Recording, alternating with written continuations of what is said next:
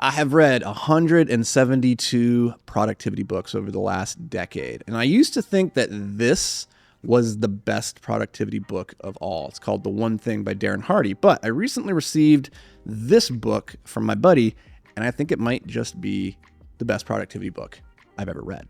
Now, have I really read 172 productivity books? I've actually read a bit more. If you want to go check out my complete reading list, because everybody always asks, you can go to Goodreads, search my name. You can see my entire reading history for the last decade.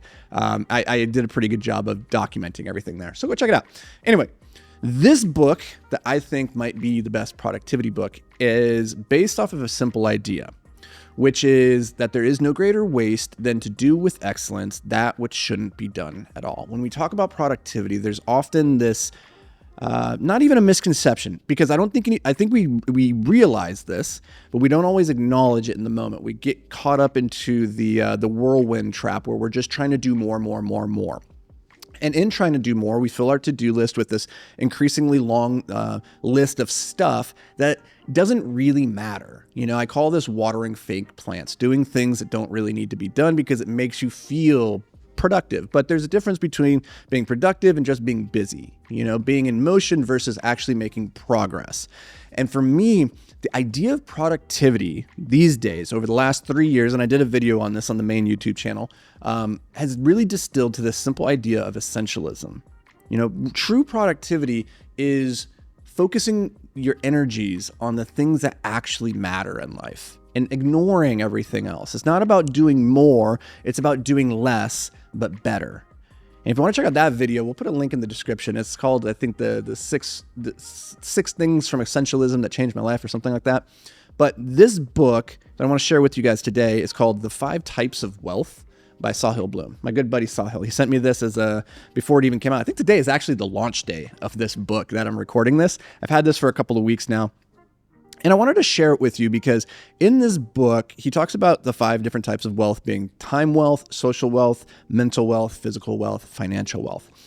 This isn't a productivity book in the traditional sense, but the reason I wanted to share it as being such a powerful productivity tool is that it helps you strip down to the basics of life to ask yourself, what really matters? What are the essential things in my life?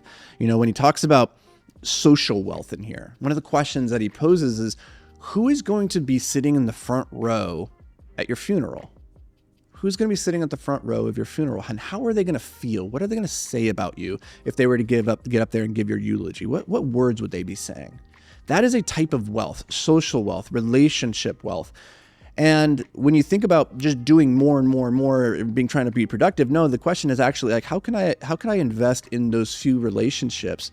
Because there's only so many chairs at the front row of a funeral. You can't have 1 million people sitting in the front row. There's probably only going to be room for 10, 15, maybe 20 at most, right? So who are those people? Let's strip that down. Let's focus on them.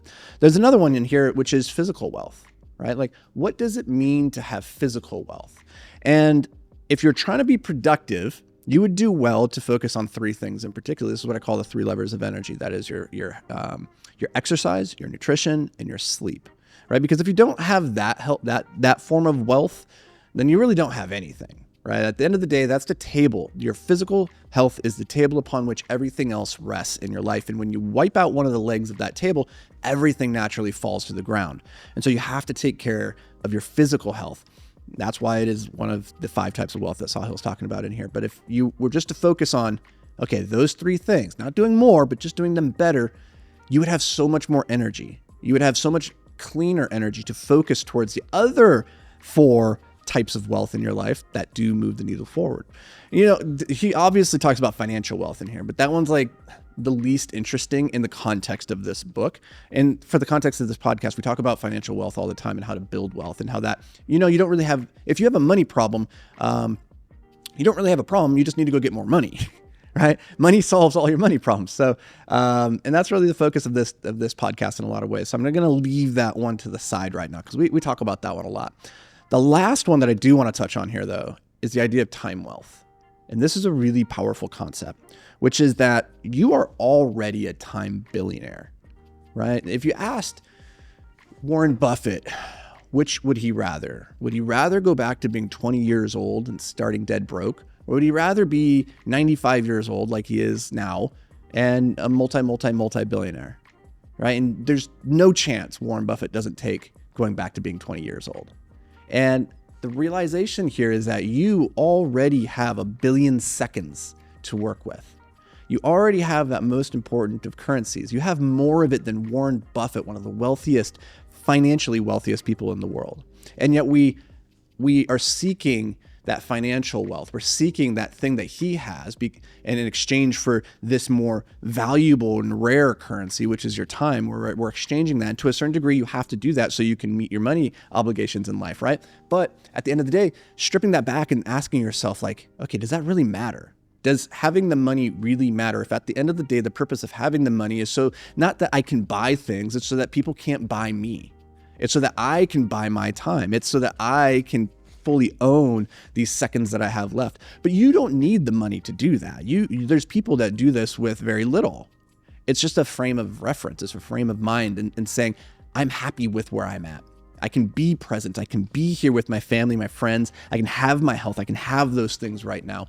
And quite often, I think we squander our most valuable of currencies, that is your time, in exchange for this rapidly inflating and deflating currency that is the US dollar, or whatever the equivalent is in your country, right? And so just having that perspective, if you want to be productive, if you want to move forward towards your goals in life, really they should revolve around one of these 5 areas, which is, again, your time, social, mental, physical, and financial wealth. So that's why I think that this is one of the best productivity books I've read in a hot minute. It just came out. Go check it out, pick it up, and good job, Sahil. Proud of you, brother. That's going to do it for me, guys. I'll see you in the next episode. Until then, stay hyper-focused, my friends.